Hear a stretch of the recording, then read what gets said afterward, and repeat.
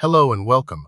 Today we're diving into a rare and serious heart disease, pericardial mesothelioma. This is a cancer that develops in the lining of the heart, called the pericardium. It's a challenging diagnosis, and understanding its intricacies is crucial for patients and healthcare professionals alike. Let's begin. The primary cause of pericardial mesothelioma, like other forms of mesothelioma, is exposure to asbestos. Asbestos is a naturally occurring mineral that was once widely used in construction, insulation, and other industrial applications. When asbestos fibers are inhaled or ingested, they can migrate to the pericardium over time, leading to genetic mutations and eventually the development of cancerous cells. While asbestos exposure is the dominant risk factor, in some rare cases, the exact cause remains unknown. Now, let's discuss the pathophysiology. The pericardium, a double-layered sac surrounding the heart, plays a vital role in protecting and lubricating the heart, allowing it to beat smoothly. When mesothelioma develops in the pericardium, the cancerous cells cause the lining to thicken and stiffen. This thickening restricts the heart's ability to expand and contract properly, leading to a buildup of fluid around the heart, known as pericardial effusion. Infiltration of the heart muscle can also occur, compromising its function and leading to impaired heart rhythm and overall cardiac failure. The resulting impaired heart function is what causes the characteristic symptoms of this disease. Pericardial mesothelioma is an extremely rare disease. Due to its rarity and the challenges in diagnosis, exact epidemiological figures are difficult to obtain. However, it accounts for a very small percentage of all mesothelioma cases, which are themselves rare. The incidence is higher in individuals with a history of asbestos exposure, typically decades prior to diagnosis. Men are also more likely to be affected than women. This highlights the significant impact of occupational asbestos exposure on disease development. The signs and symptoms of pericardial mesothelioma can be subtle and often mimic other more common heart conditions. Common symptoms include chest pain, shortness of breath, fatigue, and persistent cough. As the disease progresses, patients may experience symptoms related to heart failure, such as swelling in the legs and abdomen, rapid heartbeat, and an overall feeling of weakness.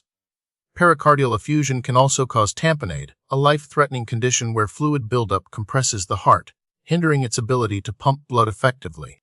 Diagnosing pericardial mesothelioma is complex and often involves a combination of imaging studies and biopsy. Initially, imaging techniques like chest rays, echocardiograms, CT scans, and MRI scans can help detect abnormalities in the pericardium and identify fluid accumulation. However, a definitive diagnosis requires a biopsy of the pericardium to confirm the presence of mesothelioma cells. This can be achieved through pericardiocentesis, where fluid is drained and analyzed, or through a surgical procedure to obtain a tissue sample. Immunohistochemical staining is then used to identify specific markers on the cells to differentiate mesothelioma from other types of cancer. Unlike some other cancers, pericardial mesothelioma doesn't have widely recognized subtypes or classifications based on cell type that significantly alter treatment approaches.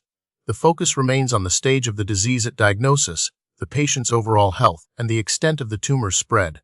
The goal is to manage the symptoms, improve the quality of life, and potentially extend survival, although a cure is rarely achievable. Treatment for pericardial mesothelioma typically involves a multidisciplinary approach, combining surgery, chemotherapy, and radiation therapy.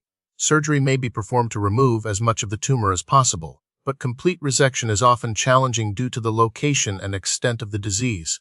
Chemotherapy is used to kill cancer cells and slow the growth of the tumor, while radiation therapy can be used to target specific areas affected by the cancer. Pericardiocentesis can be performed to drain fluid from around the heart, relieving pressure and improving heart function.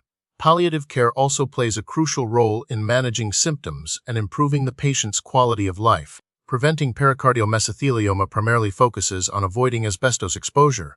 This includes strict regulations on the use of asbestos in construction and industrial settings, as well as proper safety measures for handling and disposing of asbestos-containing materials. Public awareness campaigns are essential to educate individuals about the risks of asbestos exposure and the importance of seeking medical attention if they have been exposed. If you suspect you have been exposed to asbestos, consult with a healthcare professional for guidance and monitoring. The prognosis for pericardial mesothelioma is generally poor due to its aggressive nature and late-stage diagnosis. The median survival time is typically measured in months. However, recent research and advances in cancer treatment offer some hope for improving outcomes. Clinical trials are exploring new therapies, such as immunotherapy and targeted therapies, which aim to boost the body's immune system to fight cancer cells or target specific molecules involved in cancer growth. Early detection and advances in treatment strategies could potentially extend survival and improve the quality of life for patients with pericardial mesothelioma. As research continues, we strive to find more effective ways to combat this rare and challenging disease.